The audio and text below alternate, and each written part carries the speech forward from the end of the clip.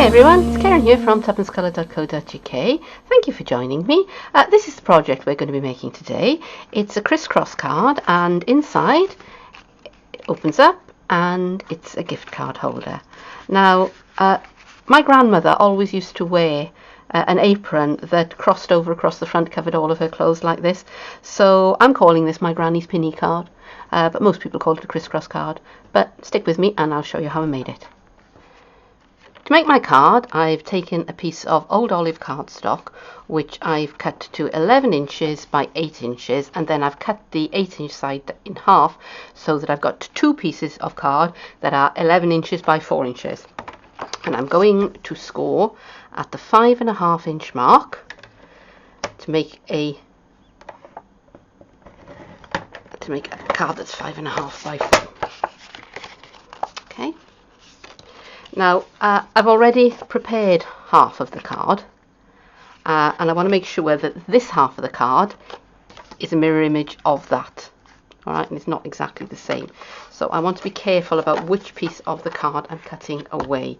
So I want to cut away this corner. So I'm putting the card into my trimmer and I'm going corner to corner, so let me move that up a bit so that you can see it. So that corner of my card is in the little groove that my cutter is going to run along, and so is that corner. And here's my cutter, and I'm just going to slice off that corner. So now I have two flap fold cards.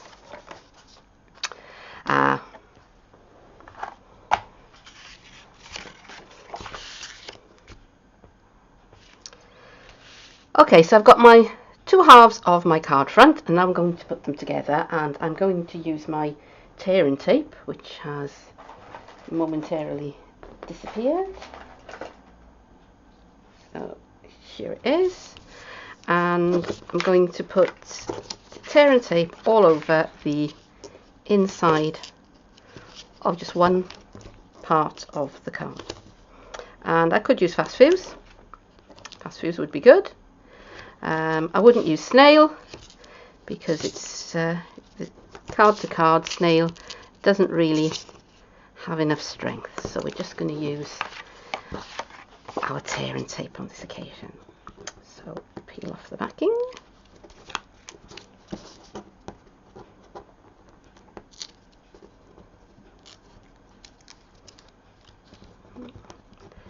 Backing doesn't want to come off that bit.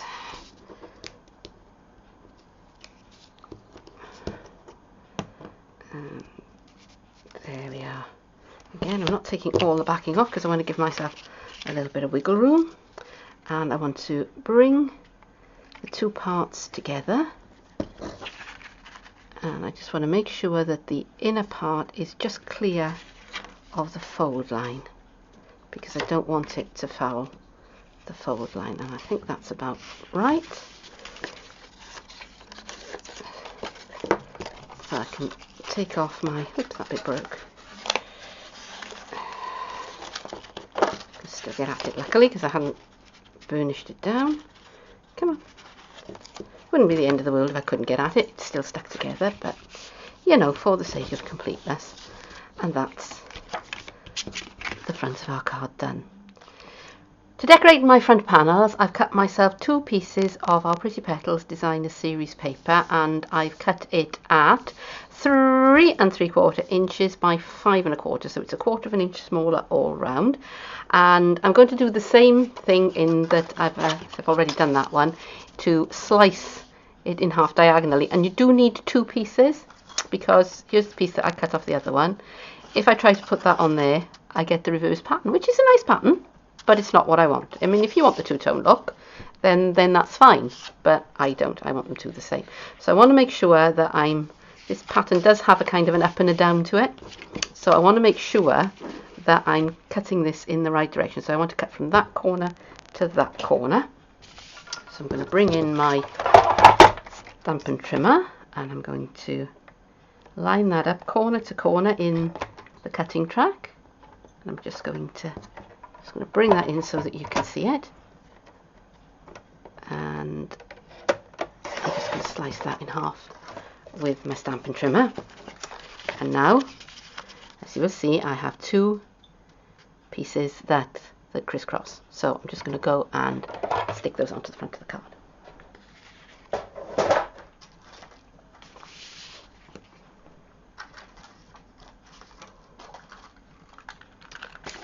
Oops.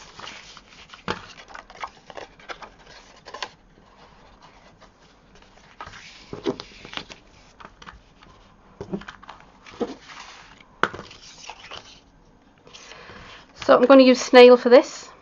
Snail is perfectly strong enough because I'm sticking paper to card, and snail is absolutely fine for this. So I'm going to put that on top of my my silicone mat so that I can see where I'm going, because the first incarnation of this, I have to tell you, it wasn't terribly straight. Shh. But nobody saw, nobody knew.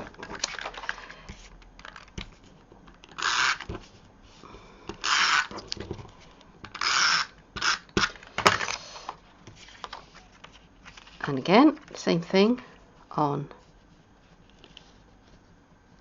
the opposite side. Oops. Just wiggle that a bit. And there are my two front flaps.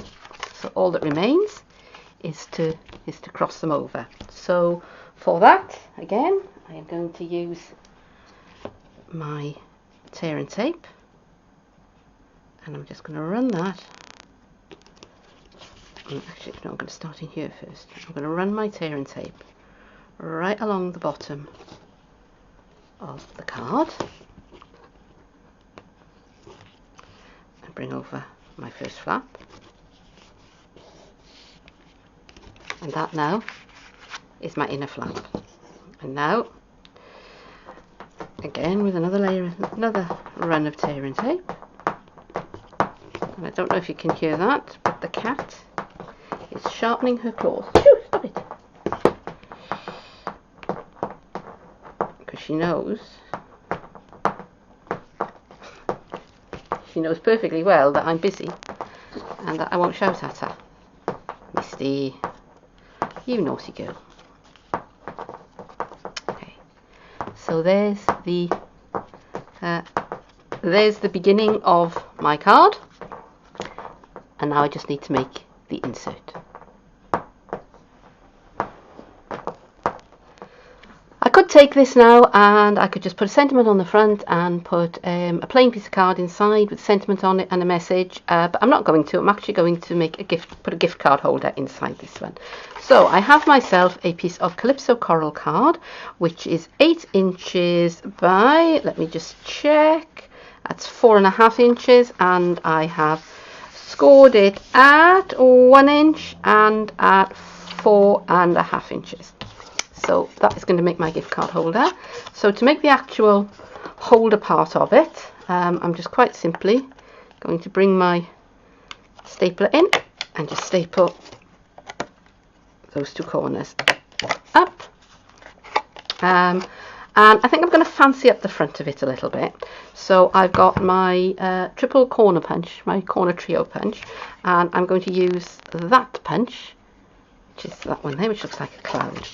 So there may be bouncing, because as you know, or maybe you don't, I work on a very bouncy table. So I do apologise for what's going to happen to the picture in a moment. And I'm going to do it again, and I'm going to make sure that my card has gone right into the corner of my page. And there that is, and that one hasn't come out very well, so I'm going to do that one again. Rounded off those corners, and I have myself a little scrap of DSP, which is, how big did I cut this? Oh dear, I wish I could remember. 3.25 by 4.25, and I'm going to round off the corners on that one as well. And I'm probably going to fast forward this bit or cut it out, particularly as the cat is about to pay me a visit. So I'll see you in a little bit. Yeah, so as anticipated, I did get a visit from the cat. But I went ahead and I punched all 4 corners of my piece of DSP, so now I'm going to apply that to the front of my card holder with just a bit of snail and I'm just trying to match up the bottom edges so that they're nice and even, and then the top will look after itself. There you go. So now I've got a space to put a card. But right, so we're nearly finished, but the card is still looking a bit plain. It needs a little bit something more, and it needs a sentiment. So I have used this stamp set here, which is called Happy Happenings, and I've stamped out the happy birthday sentiment in Old Olive onto Very Vanilla, and I've punched it out with my large oval punch. And I'm now going to excuse me, sorry about that, I got the cat is wanting to join in. So I've got my scalloped oval punch. So if it all goes furry in a minute, it's because I've been paid a visit. So nearly went wrong, you nearly put dimensionals on it, you can see them on the back. So I'm going to put that onto my Calypso Coral. Did I say it was Calypso Coral? I'm sorry if I didn't, I forgot. And on the back of that, we have a couple of dimensionals.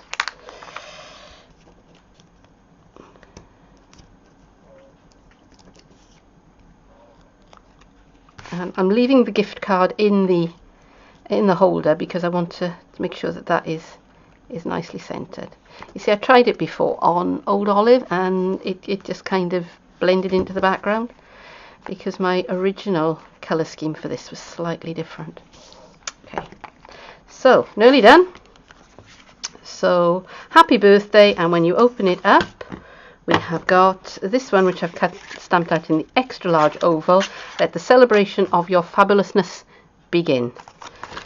And I'm just going to put some snail on. Just excuse me, shoo Misty, shoo. About to have a cat in the screen again. I'm just going to put that on the bottom half of the gift card holder so that when you open up, the message is there to be seen. So that now slides inside there. Okay, so that was fun. The cat just joined me and knocked the tripod flying. So I don't really know which end of me is up, so I'm just going to bring this card to a finish. So I've got one of our Botanical Garden Jewels embellishments, which is in our spring summer catalogue for this year, and I'm just going to put that onto the front of my card just for a little bit of extra bling. And here's the final card with the gift card holder inside, and as you can see, I've put a card in there that happens to be a loyalty card, but we'll just pretend that it's a gift card. Nobody will know the difference. Plenty of space in there for me to write a message to the person I'm sending it to, and it does very much remind me of my granny's pinny and the things that she used to wear. So I do hope you've enjoyed this project. If you have, please consider giving me a like, consider subscribing to my channel. If you want to know more about me and about the things that I've used, then please do visit my blog. You can shop online with me, the details are underneath this video. But for now, thank you very much for joining me, and I'll see you again soon. Bye bye. Shoo!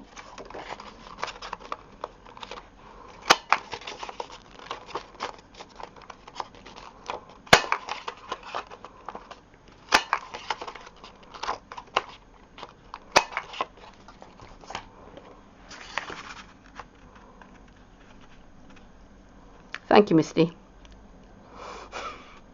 That's very loving of you. Yes, thank you.